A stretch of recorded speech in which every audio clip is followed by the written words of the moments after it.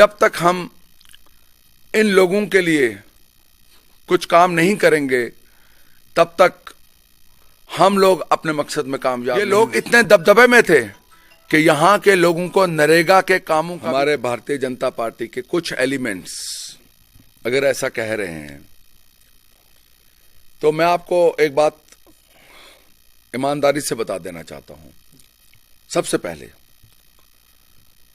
कि हम भारतीय जनता पार्टी में हैं, हम बीजेपी के सिपाही हैं, बीजेपी ने हमें इज्जत दी है और हम बीजेपी के साथ हैं। पहले तो मैं ये स्टैंड क्लियर करना चाहता हूं क्योंकि कालाकोट में काफी लोगों को बड़ी कंफ्यूजन है। अभी तो आपको देश से बाहर भी जाना है। ठाकुर रणधीर सिंह जी का यहां बीजेपी में आना, हमने उनका वेलकम किया, दिल से किया। जब उनको टिकट मिली हमने उसको दिल से अपनाया, लेकिन उसके बाद फिर क्यों सीट हारे? नहीं, मैं बताता हूं ना, मैं उसी पॉइंट पर आ रहा हूं। क्यों हारे? वो इसलिए हारे क्योंकि उन्होंने यहां जो था मुद्दा हिंदू मुस्लिम का शुरू कर दिया। मैं दावे, देखिए प्रोपागेंडा आज भी चल रहा है। मैं देख रहा था कुछ रिकॉर्डिंग्स मेरे को लेकर चढ़ाई गई हैं, पर मैं क्लियर ये बात कह देना चाहता हूं कि जो ये हमारे लोग बीजेपी में आए हैं, मेरी इन लोगों से गुजारिश है, ये ज्यादा नहीं है, ये 3-4 लोग हैं। आपका खैर मकदम है। मैं हूं आपका मेजबान रियाज चौधरी। इस वक्त हमारे साथ मेहमान जुड़ चुके हैं जनाब वसीम कोहली साहब, जो बीजेपी के कदावर लीडर हैं और कालाकोट की लोगों की, गरीब लोगों की हमेशा ही आवाज़ बने रहते हैं। दूर दराज इलाकों में इनका जाना आना आपको देखने को मिलेगा। आज इनसे हम मुलाकात करेंगे और ख़ास करके जिस तरह से पिछले दौरान पीडीपी और बीजेपी की गवर्नमेंट रही उसका भी जो है हम यहाँ पे चर्चा करेंगे कि एक छोटे से वक्त में छोटा वक्त जो है जनाब अब्दुल गनी कोहली साहब को मिला इन लोगों की नुमाइंदगी करने का, इन लोगों के काम करने का, उसके ऊपर भी चर्चा करेंगे। सबसे पहले द एक्सेस पॉइंट में आपका शुक्रिया। वसीम साहब, जिस तरह से पीडीपी और बीजेपी की गवर्नमेंट यहाँ पे आई, आप लोगों की आवाज़ बने, लोगों को एक ऑप्शन मिला यहाँ पे, जो गरीब लोग थे जिनकी आवाज़ जो है वो दबी हुई थी। तो आप जब से यहाँ पे आए, लोगों को बैठने का मौका मिला, बोलने का मौका मिला, गरीब लोगों की आप आवाज़ बन के आए। तो पीडीपी बीजेपी गवर्नमेंट जब यहाँ पे 2015 से वजूद में आई तो कितने काम हुए और उन लोगों के लिए आप क्या कहेंगे? पहले तो मैं, जो हमारे मीडिया के लोग आए हैं, मैं आप लोगों का बहुत बहुत शुक्रिया अदा करता हूं कि आपने तकलीफ की। सबसे पहले मेरी तरफ से सबको अस्सलाम वालेकुम और नमस्कार। ब्रदर, हम 2009 से यहाँ कालाकोट असेंबली में वर्क कर रहे थे और कालाकोट में के हर एक कोने में हम लोग गए और गरीबों की आवाज़ सुनी और ये तय कर लिया कि जब तक हम इन लोगों के लिए कुछ काम नहीं करेंगे तब तक हम लोग अपने मकसद में कामयाब नहीं हो सकते। खैर, अल्लाह ताला ने वो मौका दिया। भारतीय जनता पार्टी का मैं शुक्रिया अदा करना चाहता हूं जिन्होंने हमें मैंडेट दिया और हम जीते, और उस मैंडेट पर कोहली साहब कैबिनेट मिनिस्टर भी बने। वो भी हम भारतीय जनता पार्टी का शुक्रिया अदा करना चाहते हैं। उसमें 2015 से पहले आप चाहे रोड्स के काम देखें, आप चाहे इलेक्ट्रिसिटी के काम देखें, आप चाहे वाटर सप्लाई स्कीम्स के काम देखें, सब कुछ जीरो था। नेशनल कॉन्फ्रेंस की हुकूमत यहां 12 साल रही। यहां 6 साल अशोक शर्मा जी एमएलए रहे कांग्रेस की तरफ से, फिर उसके बाद अशोक शर्मा साहब एमएलसी भी रहे। पर बदकिस्मती के कालाकोट में एक भी काम, मैं ये दावे से कहता हूं कि एक भी काम गरीब लोगों का नहीं हुआ, बल्कि उल्टा यहां गरीब लोगों को दबाया जाता था। और नेशनल कॉन्फ्रेंस वालों ने यहां इतनी चोरी बाजारी रखी हुई थी कि इतना जुल्म था लोगों पर कि लोग बोल नहीं सकते थे। मेरे को आज भी याद है कि जब हमने यहां हुकूमत संभाली, जब कोहली साहब यहां मिनिस्टर बने, उस वक्त ये लोग इतने दबदबे में थे कि यहां के लोगों को नरेगा के कामों का भी पता नहीं होता था। बाकी तो छोड़िए, सीडी की तो बात ही दूर है, नरेगा के कामों को भी लोग तरसते थे। और जब हमारी बीजेपी की सरकार आई, कोहली साहब यहां के एमएलए मिनिस्टर बने, तब लोगों को पता चला कि जब यहां सीमेंट की बोरियां जब आने शुरू हुई ब्लॉक में, तो लोग कहने लगे कि आज 1947 के बाद आज हम देख रहे हैं कि यहां रूरल डेवलपमेंट का ऑफिस क्या है और नरेगा क्या है, 14 FC प्लान क्या है, और सीडी की तो बात ही दूर है, वो तो हमने कभी देखी नहीं थी। बल्कि इस हद तक मैंने लोगों से सुना, गरीब लोगों से, कि जो इनका सीडी का पैसा भी आता था, वो भी इन्होंने अपने 4-5 वर्कर्स रखे होते थे नेशनल कॉन्फ्रेंस वालों ने, वो भी उन्हीं को अलॉटमेंट करते थे। और कहीं भी कोई रोड होती थी, उसमें उन्होंने वो रोडों का काम करवा लेना, 4-5 घंटे का काम कराना, 20,000 का जो पेमेंट थी वो दबदबे से, जो भी ब्लॉक के यहाँ BDOs होते थे उन पर दबदबा करना और पेमेंट निकालनी 4-4, 5-5 लाख की। वसीम साहब, मुख्तसर वक्त आपको मिला, बहुत ही मुख्तसर, बहुत ही कम वक्त आपको गवर्नमेंट में मिला, फिर भी आपने काम किए। लेकिन मैं जानना चाहूँगा, आज मेरा यही मुद्दा है आपसे कि कितनी रोडें जो हैं आपने कालाकोट में बनाई। बिल्कुल, देखिए जी, सबसे बड़े जो प्रोजेक्ट्स हमारे थे यहाँ कालाकोट में, इस तरह तो हमारी PMJSY और R&B डिपार्टमेंट को लेकर हमारे दौरान after 2015 during our BJP PDP regime 26 roads को कोहली साहब ने गवर्नमेंट से सैंक्शन करवाया। And it is not a joke. मुझे आज भी याद है, एक दिन हमारे member of parliament Jugal Kishore Sharma साहब आए, हम उनका भी शुक्रिया अदा करते हैं क्योंकि उनका भी बहुत बड़ा योगदान रहा। जब वो हमारे इधर, उन्होंने रजौरी में जब इनॉग्रेशन की, तो वहाँ धरहाल के, नौशहरा, सुंदरबनी के एक लोग बैठे हुए थे, रजौरी के थे। तो जब रोडों का नाम जब डिस्प्ले हुआ MP साहब के सामने, तो MP साहब ने भी ये कहा कि ये कोहली साहब को मुबारक है कि उन्होंने इतनी मेहनत से इतनी रोड्स सैंक्शन करवाई। और वहाँ जो रजौरी के लोग थे या हमारे बुदल के थे या सुंदरबनी के थे, नौशहरा, वो लोगों ने भी कहा कि वाकई ही जितनी मेहनत कोहली साहब ने की, जितने काम कोहली साहब ने करवाए, हम खुद ग्राउंड पर देख रहे हैं।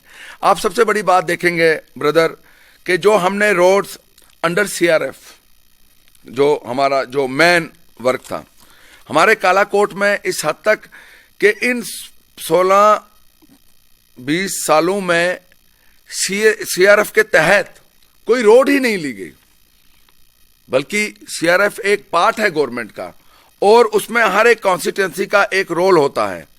अब मैं आपको जैसे बताऊंगा, जो हमने CRF की रोड्स जो हमने ली, जैसे हमारी एक रोड जो थी, ये थी पंचायत कलाल कस की,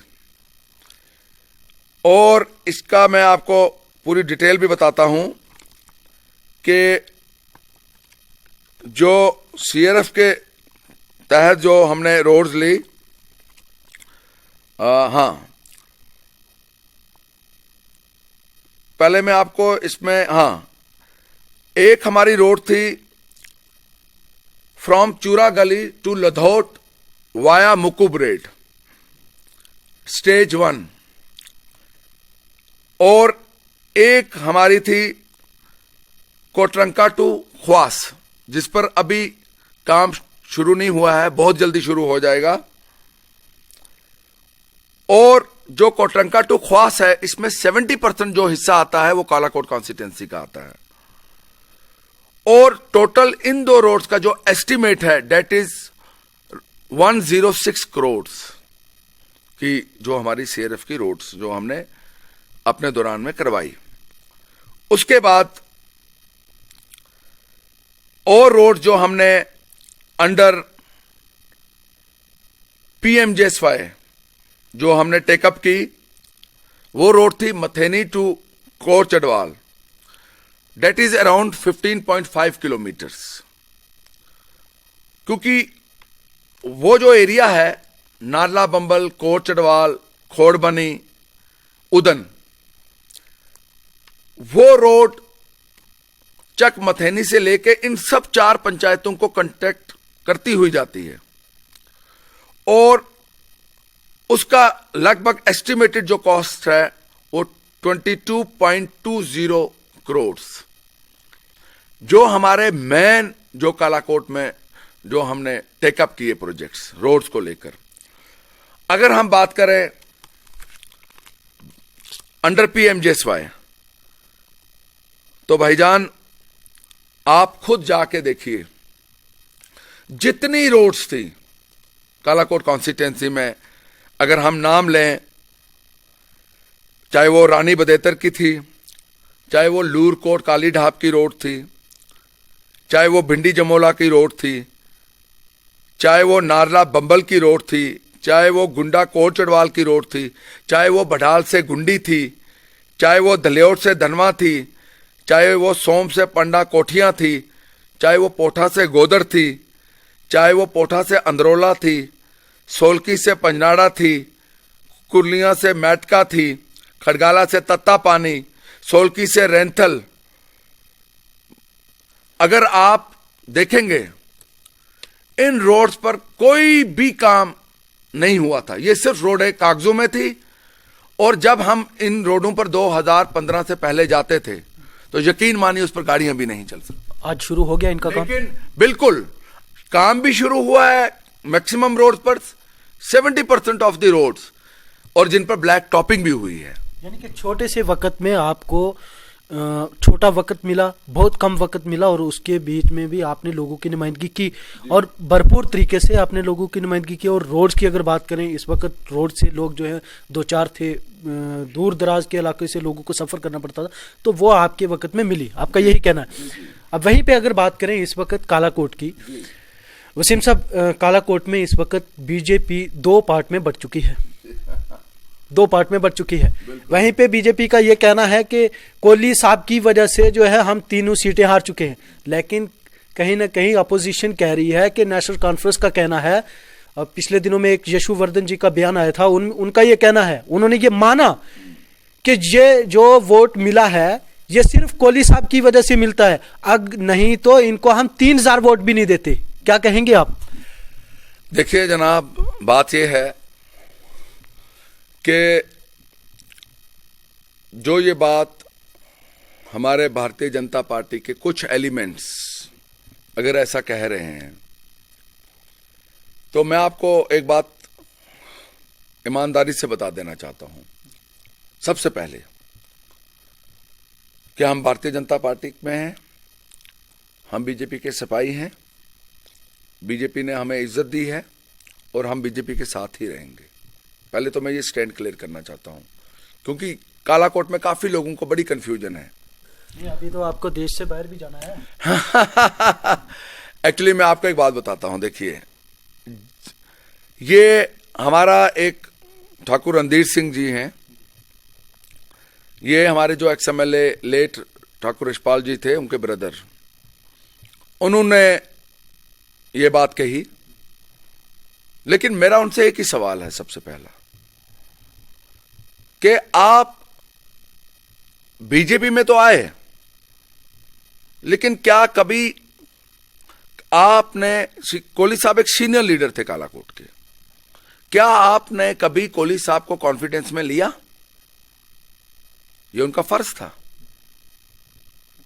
पार्टी के साथ तो हम आज भी हैं, कल भी रहेंगे, लेकिन उनका एक ही मिशन था। वो मैं आपको एक बात सच बता दूं जनाब, कि ये कहते हैं ना कि हम बीजेपी के सिपाही हैं, मैं इनको अच्छे तरीके से जानता हूं, ये किसी जमात के सच्चाई नहीं हो सकते। यानी आपका कहना है कि ये इल्जाम था, ये जो दूसरा पार्ट आया, ये आपका इल्जाम था। अपोजिशन मान रही है कि कोहली साहब का वोट है, ये जो वोट मिला ये कोहली साहब की वजह से मिला, लेकिन आपके पार्टनर जो है वो नहीं मान रहे हैं कि आपका वोट नहीं है। देखिए ब्रदर, मैं आपको एक ही बात क्लियर कहूंगा कि ठाकुर रणधीर सिंह जी जो मर्जी कहें, जितना मर्जी प्रोपागंडा कर लें, लेकिन उनमें एक जो सबसे गलत बात है कि वो यहां डिवाइड करना चाहते हैं सियासत को हिंदू मुस्लिम के नाम पर। ये मैं आपको दावे से कहता हूं।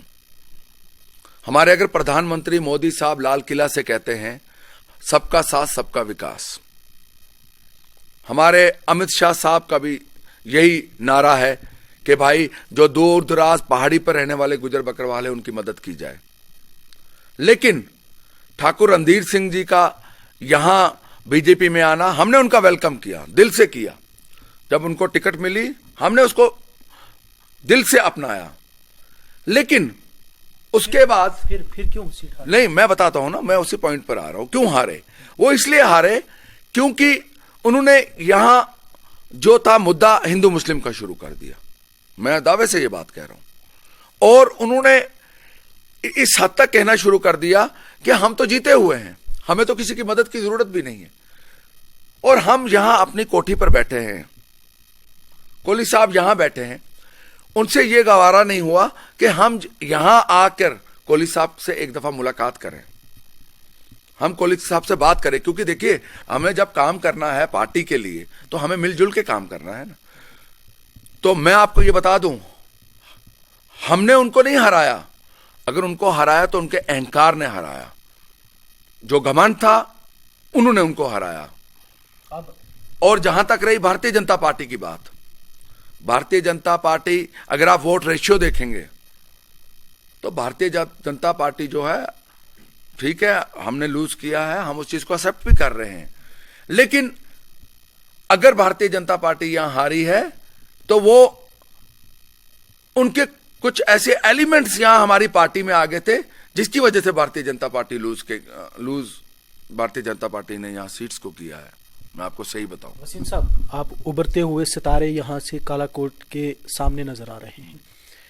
अब आप लोगों का क्या स्टैंड रहेगा, जो गरीब लोग जिन्होंने फिर भी आपके होते हुए जो वोट दिया भी, उसके बावजूद भी, लेकिन उन लोगों के लिए, और बाकी आज भी नेशनल कॉन्फ्रेंस के जिस तरह से दावे थे कि हमारे बाबा ने काम किया है, हमारे पापा ने काम किया है, नेशनल कॉन्फ्रेंस का काम है, वहीं पे हम बात करेंगे मियां अल्ताफ साहब का।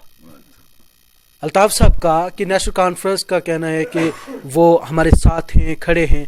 अगर वहीं पे बात करें तो आपका रिलेशन भी बड़ा करीबी है, तो आप क्या कहेंगे? देखिए, सबसे पहली बात तो ये है कि आपने जो मियां अल्ताफ साहब का नाम लिया, वो हम तो उस गद्दी के मरीद हैं। मैं आपको सच बताऊं, उनके बारे में तो हम कह भी नहीं सकते। क्यों? क्योंकि हम उनके सामने क्या हैं, दरबार लार के सामने। मैं आपको हकीकत बताऊं, हाँ, ये लोग आज तक उसी घर के नाम से ही इलेक्शन लड़ते रहे और उसी घर के नाम से ये जीतते रहे। आपको लगता नहीं कि इस बार भी वही कामयाबी मिली है? देखिए, बिल्कुल। देखिए, यहां एक वोट डिवाइड हो गया था, जो आप हार जीत की जो बात कर रहे हैं। बेसिकली यहां थोड़ी सी गलतियां हुई हमारी एडमिनिस्ट्रेशन से, मैं बात करूंगा। यहां लोग बीजेपी को ब्लेम करते हैं ना हारने की वजह का, उसमें बीजेपी को हम ब्लेम नहीं कर सकते। यहां लोकल एडमिनिस्ट्रेशन का कसूर था। क्यों? हारने का यह मकसद था कि जैसे जो कहा जाता है, कहीं गुजर बकरवाल को यहां एविक्ट किया गया। आप देखिए, पीछे ही जब इलेक्शन थे उसी दौरान में पहलगाम में एविक्शन हुई, कठुआ में एविक्शन हुई। अब क्या है कि ऑपोजिशन को मौका मिल गया। कसूर एडमिनिस्ट्रेशन कर रही है, लेकिन नाम किसका ऑपोजिशन डाल रही है? भारतीय जनता पार्टी का। पर मैं इस चीज को बिल्कुल नहीं मानता कि भारतीय जनता पार्टी का उसमें कोई रोल था। लेकिन उसके बाद जो हमारे ऑनर लेफ्टिनेंट गवर्नर साहब हैं, मनोज सिन्हा साहब, उन्होंने दूसरे दिन एक्शन किया और उन लोगों को वहां बैठाया, चाहे वो पहलगाम थे चाहे कठुआ थे, क्योंकि एडमिनिस्ट्रेशन को भी लगा कि ये चीजें नहीं हो। लेकिन इनडायरेक्टली जो भी है वो उसी की बात करेगा। जहां तक आपने लोगों की बात की,